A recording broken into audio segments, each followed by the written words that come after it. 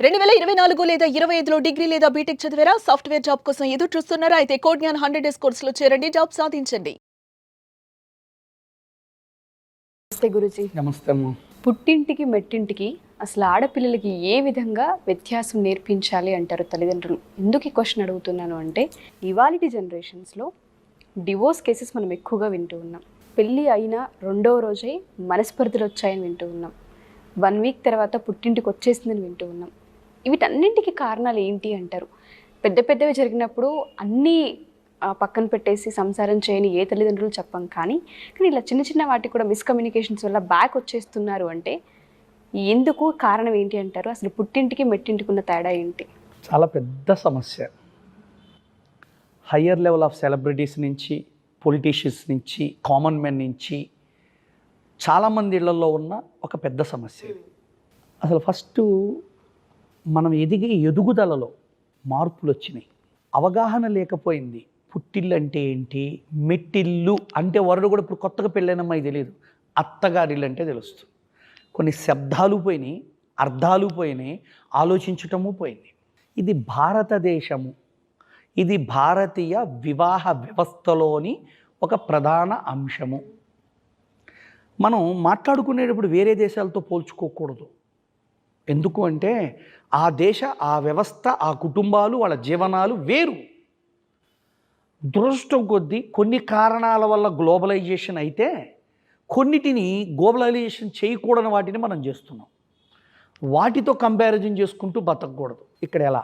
ఒక తల్లి తన కొడుకుని పెంచడంలో భారతీయ జీవన విధానం, ఆహార విధానం, ఉదయం నుంచి సాయంత్రం దాకా ఉండేటువంటి ప్రక్రియలు భలే ఉంటుంది వాళ్ళ ఇంట్లో. ఇంకొక ఇంట్లో ఒక అమ్మాయికి వాళ్ళకు అనుకూలంగా ఏదో వాళ్ళకి తెలిసిన ఒక కల్చర్లో వాళ్ళు పద్ధతులతో బతికుంటారు. పెళ్ళికి మనం గ్రహాలు, జాతకాలు ఏవో చూస్తాం, అంతవరకు చూసి నెక్స్ట్ కట్న కానుకలు చూస్తాం, అంతవరకు చూసి వదిలేసి పెళ్లి చేస్తాం. మన ఆచార విధానాలు, మానసిక పద్ధతులు, మానసిక అవగాహనలని కలుపుకొని ఆలోచించుకొని ముందుకెళ్తున్నోళ్ళు దాదాపుగా లేరు. ఒకవేళ ఎవరన్నా వీటిని ఓవర్కమ్ చేసి మా మనసులకు సెట్ అయింది, మేము పెళ్లి చేసుకుంటామంటే మన వ్యవస్థ, మన కులమో, మన మతమో ఒకటి అడ్డం వచ్చేసి వాళ్ళని మనం బ్రేక్ చేస్తాం. ఇది ఒక పెద్ద పజిల్ లాంటి ప్రశ్న మీరు ఇచ్చింది. ఏ పెళ్ళైనా ప్రేమించి చేసుకున్నా, పెద్దల వల్ల చేసుకున్నా, మనిషి మనుగడకు అవసరమైన, మానసిక పరిణితికి అవసరమైన పారామీటర్స్, జీవన విధానాలు, మాట్లాడుకునే విధానాలు, అర్థం చేసుకునే విధానాలు, అవగాహన స్థాయిని పెంచుకునే విధానం ఎవరైనా, అది అమ్మాయి నుంచి అత్తగారు వైపుకి, అబ్బాయి నుంచి వాళ్ళ అత్తగారు వైపుకైనా రెండు పక్కల జ్ఞానరహితమై పెళ్ళిళ్ళు జరుగుతున్నాయి. తదనుగుణంగా మన రుచులు, మన అలవాట్లు, మన మానసిక పరిస్థితులు వదులుకోలేక ఈ ఇంట్లో ఉన్న విధానానికి ఆ ఇంటికి పోయేటికల్లా సర్దుకోలేక బాధపడడం, వ్యధ చెందడం, వద్దనడం, ఒకానొక లెవెల్లో ఇందాక మీరు అన్నట్టు డైవర్స్కి కూడా సిద్ధపడడం. మా అమ్మాయికి వంట రాదండి, ముందే చెబుతున్నాం, మీరు ఇష్టపడితేనే చేసుకోండి అని తెగిడిచి చెప్పేస్తున్నాను. మా అబ్బాయికి ఉద్యోగం లేదండి, మాకున్న దాంట్లో బతుకుతాడు, మీకు ఇష్టమైతే రండి అని తెగిడిచి చెప్పేస్తున్నాను. మనకు 100 కోట్లు ఉన్నాయండి, మన అబ్బాయి ఏం సంపాదిస్తున్నాడు, తన పిల్లాన్ని ఎలా పోషించగలడు అనే విఘ్నత, జ్ఞానం నేర్పాల్సిన బాధ్యత గల తల్లిదండ్రులు దాన్ని ఒప్పుకోవట్లేదు. కాబట్టి ఇక్కడ అర్జెంటుగా నేర్చాల్సిన విషయం ఏమిటి అంటే, వాళ్ళలో అవగాహన స్థాయి పెంచట్లేదు. మనం శాస్త్రం పరంగా పెంచట్లా, వ్యక్తిత్వ పరంగా పెంచట్లా, మానసిక విచక్షణ పరంగా కూడా పెంచట్లా. మీరన్నట్టు 25-27 ఏళ్ల క్రితం యోగా సెంటర్ పెట్టి నాకు 2 రోగాలు ఉన్నాయని వచ్చే వాళ్ళు ఇవాళ మానసికంగా దెబ్బతిని వస్తున్నారు. అంటే నా మైండ్కి నీ మైండ్కి మధ్య గ్యాప్ ఎక్కువ ఉంది. ఏదో అనుకోని చేసుకున్నాము, మనకి సెట్టు కాదులే, మన ఇద్దరం వాలంటీర్గా డిసైడ్ చేసుకొని వెళ్తున్నాం, మా ఇద్దరికి ఇష్టం లేదని ఇద్దరు కలిసి డైవర్స్ అడుగుతున్నారు. ఒకప్పుడు అది లేదు, ఒకప్పుడు ఎవరో ఒకరు అబ్జెక్ట్ చేసేవాళ్ళు, ఇప్పుడు ఇద్దరు కలిసి సర్దుకొని ఒప్పుకొని వాలంటరీగా ఇద్దరు రెడీ అయిపోతారు. అంటే వివాహ వ్యవస్థని ఎంత చులకన చేసామంటే అంత చులకన చేసాం. ఒక వస్తువునో, ఒక చొక్కానో, ఒక పనినో, ఒక పనిముట్టునో వదిలేసినంత ఈజీగా జీవితాన్ని వదిలేద్దాం అనుకుంటున్నాం. అంటే ఇక్కడ ఏదో మంత్రాలు, శాస్త్రాలు అక్కర్లేదండి, మనస్సు పరిణితి లేదు. ఒక వ్యక్తి రుచి అభిరుచులు ఏర్పరచుకునేటప్పుడు పూర్వంలో లేపేటప్పుడు అమ్మాయి ఇట్లా పండుకుంటే రేపు అత్తగారి ఇంట్లో ఎట్టా అనేవాడు. అమ్మాయి నువ్వు వంట నేర్చుకోకపోతే మీ అత్తగారు వంట చేయమంటే ఏం చేస్తావు అనే కొన్ని పద్ధతులు ఉండేవి. ఇవాళ మెల్లగా ఏమైపోయినాయి అంటే అట్లా చెప్పుకోవటం లేదు, అడగటం లేదు, అవసరం కూడా లేదు. ఇంకా రివర్స్ రాకపోయినా పర్వాలేదని మనమే ప్రోత్సహిస్తున్నాం కూడా. కాబట్టి ఇక్కడ మెల్లగా పుట్టినిల్లు మెట్టినిల్లు అనే మాటలు మనం వాడినా శ్రోతలు ఎవరైతే చూస్తుంటారో వాళ్ళంతా ఇంకోలాగా భావిస్తారు. ఇది లైఫ్ అంటే ఇద్దరిది. పెళ్ళి ఒక వ్యక్తితో ఉండదు, ఒక వ్యక్తే చేసుకోడు, ఇద్దరి కలయిక పెళ్ళి. దాంతోపాటు 2 కుటుంబాల కలయిక, ఒక వ్యవస్థ యొక్క ప్రామాణికత, ఒక సంస్కృతికి ప్రతినిధి పెళ్ళి అంటే. ఆ పెళ్ళి యొక్క విధానాలు, అర్థాలు, భావాలు, అంతరార్థాలు అమ్మాయిలనండి అబ్బాయిలనండి ఎవరికి వాళ్ళు తెలుసుకోకుండా వివాహం అనేది ఒక మెటీరియలైజేషన్ ప్రాసెస్ అయిపోయింది. అంటే ఒక వయసు రాగానే పెళ్లి చేయాలి, ఒక వయసు రాగానే పెళ్లి చేసుకోవాలి, ఇలా కండిషనల్ మ్యారేజెస్ జరుగుతున్నాయి. అందుకే వాళ్ళు చూడండి, మీరు కొంచెం గమనించండి, యూత్ స్పిరిచువల్ ట్రాక్లోకి వెళ్ళిపోతున్నారు, లేదా ఒక మెడిటేషను, ఒక యోగా, లేదా ఒక ఆశ్రమాలనే ట్రాక్లోకి వెళ్ళిపోతున్నారు, లేదా కొంత లెవెల్లో కొందరు ఈ మధ్య మనకి ఇండియన్ ఎక్స్ప్రెస్ ఒక అనాలిసిస్ ఇచ్చింది, హిందూ అనుకుంటా ఐ థింక్, లేకపోతే ఎక్కువగా యువత అఘోరాలుగా కనిపిస్తున్నారు. అంటే అఘోరాల్లో యువత కూడా చేరుతున్నారు. ఇంకొన్ని ఇన్స్టిట్యూషన్స్ ఉంటాయి, ఫర్ ఎగ్జాంపుల్ ఇస్కాన్ లాంటి గొప్ప సంస్థల్లో యూత్ స్పిరిచువల్గా అడాప్ట్ అయిపోతున్నారు. ఎందుకు? వాళ్ళు మ్యారేజ్ వ్యవస్థని పిల్లలు, ఇస్కాన్ కాదు, పిల్లలు వద్దనుకుంటున్నారు, భయపడుతున్నారు. పెళ్లి చేసుకొని సాధించేది ఏంటి?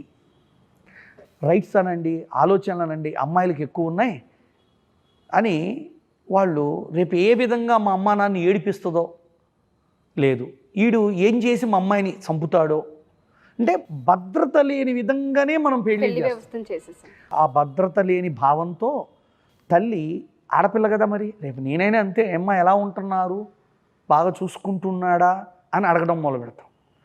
వాళ్ళ అమ్మా నాన్న వాళ్ళ అమ్మాయిని అడుగుతారని అనుకోవట్లే, అబ్బాయి కూడా ఏమనుకుంటున్నాడు, అంత అనుమానమా, ఇచ్చిన తర్వాత ఎందుకు అడుగుతున్నారు అనే భావంతో వస్తున్నారు. ఫస్ట్లో అన్నది అవగాహన తగ్గింది అని. అదే రిసీవ్ చేసుకోగలిగే అల్లుడైతే మీ అంత కాదులే కానీ మామయ్య గారు మెల్లగా డెవలప్ చేసుకుంటాలే, ఎంతో కొంత సాటిస్ఫై చేస్తున్నా అని చెప్పగలుగుతాడు. అమ్మ అల్లుడి గారికి వండి పెడుతున్నావా, అమ్మ నీ అంతలాగా చేయలేను కానీ ఏదోటి వండి పెడుతున్నా, మా ఆయన అయితే సర్దుకుంటున్నాడులే అని కూడా మనం వింటుంటాం. అంటే ఎక్కడ జరుగుతున్నాయి? తక్కువలో జరుగుతున్నాయి. అందుకే పుట్టినింట్లో నేర్పాల్సినవి వాళ్ళ నేర్పట్ల మనం. అంటే వంట బట్టలు ఉతకడం ఇవే కాదు తల్లి, అది స్త్రీ సహజతత్వం భారతదేశంలో, అది పక్కన పెట్టండి, అవి కూడా రావాలా. వాటి దగ్గరే అత్తగారులు పోట్లాడతాం. ఇక్కడ ఇంకో పాయింట్ కూడా ఉంది నాకు, కొంచెం అత్తగారి వ్యవస్థలో కూడా అరే ఏదో ఇంటి నుంచి వచ్చింది, సడన్గా వాళ్ళని వదిలేసి వచ్చింది, పుట్టినోళ్ళని అంటే కన్నోళ్ళని వదిలేసి వచ్చింది, తోబుట్టువులను వదిలేసింది, ఇరుగు పొరుగైన ఆత్మీయులను వదిలేసి వచ్చింది, తనకు 22 23 పరిచయమైన వాళ్ళని, పరిచయమైన ప్లేసుల్ని వదిలి సడన్గా ఒక ఇంటికి వచ్చింది. మనం అనుకూలంగా ఉందాం, అలాంటి వాతావరణాన్ని సృష్టిద్దాం, మరిచిపోగలిగే స్థాయిలో మన కుటుంబం నాకు మెట్టిల్లే పుట్టిల్లులాగా ఉందన్నంత వాతావరణం ఇద్దామన్న స్థాయి పోయింది. తదనుగుణంగా పుట్టిల్లు కంటే మెట్టినిల్లు నచ్చట్ల, మెట్టిల్లు నరకం అనుకుంటున్న వాళ్ళు ఉన్నారు. True sir. కాబట్టి ఇవాళ డైవర్స్ అనేది పక్కన పెట్టేసి మనం ముందుకు వెళ్ళడానికి ఏం కావాలంటే అవగాహన, అసలు వివాహ వ్యవస్థపై అభిప్రాయాలు, ఆలోచనలు. ఇవాళ పెళ్ళి అంటే ఏంటమ్మా, పండగ లేదు, ఈవెంట్స్, సెలబ్రేషన్స్ ఎన్ని సృష్టించామో పెళ్లి చుట్టూతో మనం. మెహందీ ఫంక్షన్ అని, బ్యాచిలర్ పార్టీలని, ఇంకేవేవో సృష్టించాం. వీటి మీనింగ్లు ఏందో నాకు కూడా తెలియదు తల్లి. ఇవన్నీ రైట్ ఆర్ రాంగ్ అని మనం ప్రజలను ఇబ్బంది పెడతాం కంటే నేర్పవలసినవి వదిలేసి అనవసరమైనవి అని కలిపాం దానికి. ఇక్కడ మనం తేడా పడ్డాం ఇవాళ. మరి ఇంకో ప్రశ్న కూడా వచ్చింది నాకు ఈ మధ్య, అన్నీ చేసి బాగా పెడితే కూడా మరి వాళ్ళు నచ్చట్లేదు అంటున్నారు. మీరన్నట్టే చక్కగా శాస్త్రోక్తంగా సాంప్రదాయం.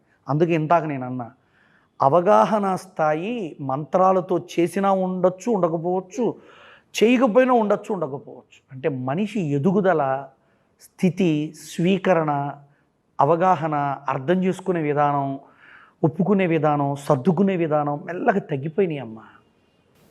ప్రతి వాళ్ళు ఎప్పుడు ఒకలాగా ఉండలేరమ్మా. అది నా వ్యక్తిగత అనుభవం కూడా తల్లి. నేను ఒక భర్తగా గమనిస్తున్నా, ఎప్పుడు ఎందుకో నా భార్య మూడ్ ఆఫ్ అవుతాం కూడా గమనించా.